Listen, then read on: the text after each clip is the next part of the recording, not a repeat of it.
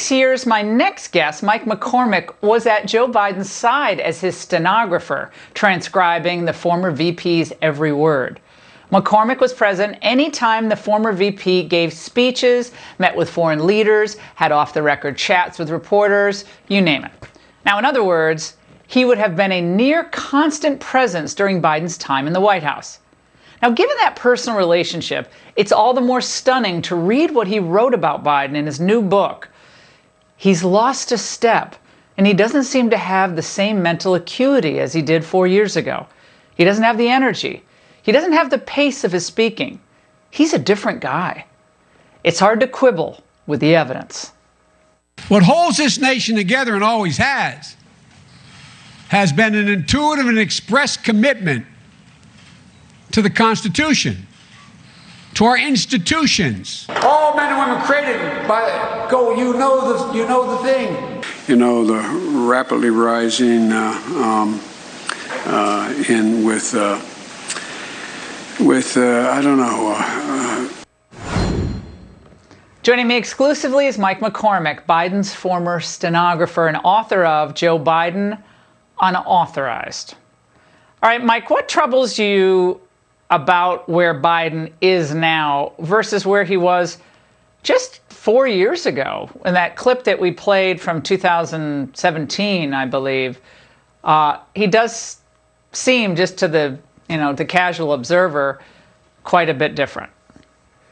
Hi, Laura. Thanks for having me on. Yeah, and the title of my book is Joe Biden Unauthorized and the 2020 Crack-Up of the Democratic Party.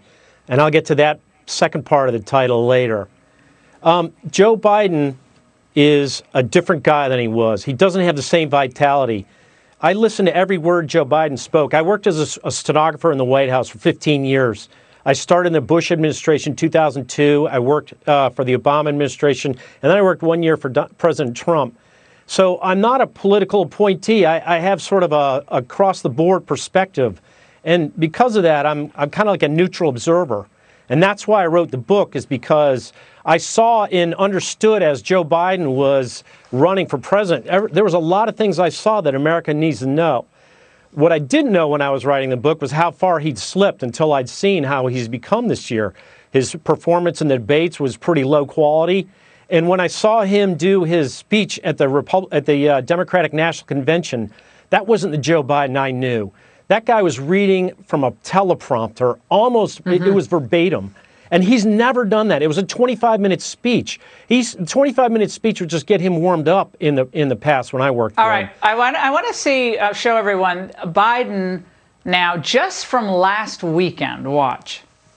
Put it up here. You know, there used to be a basic bargain in this country. I think is really important is that we somehow put that back on. There's somehow eliminate Obamacare in the middle of a pandemic.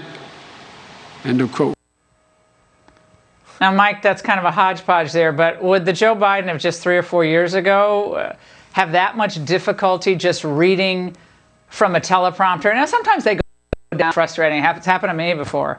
But is there something else going on? There is something else. Because Joe Biden would never read from a teleprompter. He's the guy that would walk out, take his speech and make a big joke about how his speechwriters worked all night on the speech. He would throw it away in the air and then just say, I'm just going to tell you what I know, what I think, from his heart or from his gut. And he doesn't have that heart or his gut anymore. He's trying to work as Joe Biden off a teleprompter. That's not Joe Biden. That's a shell of his former self. Joe Biden also likes to kind of portray himself as a president who would stand up to Russia. Watch. And think about what it's done, the damage it's done to us internationally. Putin doesn't want me to be president because I know him, and he knows I know him. And he's spending a lot of money with these bots to try to undermine me. Now, Mike, in your book, you describe a time when Biden was, quote, humiliated by Putin. Tell us about that. Well, it was 2011, and it was the only trip Joe Biden ever took to Moscow. He took it early in the Obama administration as kind of a backup to what Hillary Clinton and Barack Obama had done for their reset. And it was his chance to have a big shot at Putin. He made a big deal out of his background in Russia and all the years he's been there. And Putin reeled him in like a fish in a boat. I mean, he knew how to bait the hook. He baited the hook by telling Joe Biden, look, you did a great job, as you know, you were here before. Tell us about it. And Joe Biden started talking and talking and talking. And all of a sudden, wham, off go the lights, off goes the microphone, and Joe Biden is left speechless. Imagine that. Joe Biden speechless and publicly humiliated. Nobody heard about it back here. There was a press guy who wrote about it in a press pool report, but for some reason it never got broadcast back here. There were press in the room from Reuters and AP. They didn't report on it. They were Moscow based, so for whatever reason they didn't see it as important. But I mean, I couldn't believe it. So that was one of the reasons I wrote the book, because after he did this, he basically got body slammed by Vladimir Putin. He went right around. He did exactly what Vladimir Putin wanted him to do and started trying to promote the Russia ascension to the World Trade Organization.